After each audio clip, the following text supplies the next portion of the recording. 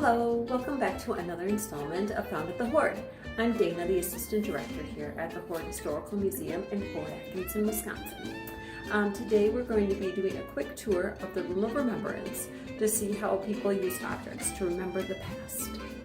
Unlike today, people of the past didn't have hundreds of videos, photos, and hundreds of personal items to help them remember their loved ones, whether they had moved far away across the country or had passed on. One way they could remind them of their loved ones would be with a lock of hair.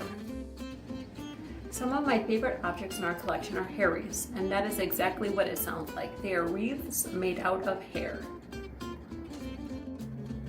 In a small way, the practice still lives on today. Think how many parents save locks of their baby's hair. My favorite hair artifacts are hair wreaths. These artistic creations were a cross between craft project and sentimental reminder.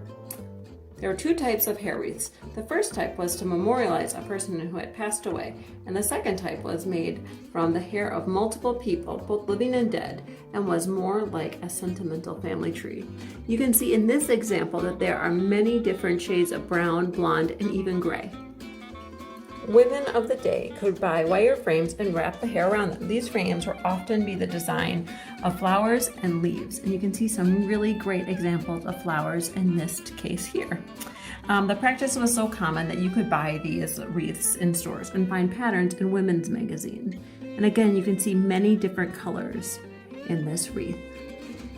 This wreath was donated in 1936, making it one of the first artifacts in the museum collection. It was donated by Sadie Slagg and belonged to her mother.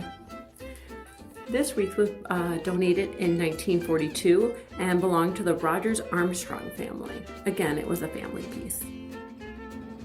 Today, visitors sometimes comment that these are morbid or creepy, but during the Victorian era, they were viewed as loving and respectful. People of the Victorian era were more comfortable with death than we are today, just by the fact that they experienced it more closely than we do. I hope you enjoyed a brief peek into the Room of Remembrance. There's plenty more to see here, as well as the rest of the museum. The museum is open Tuesday through Saturday, 9:30 to 4:30, and we are asking that folks wear masks and socially distance. We're free, and we hope to see you soon.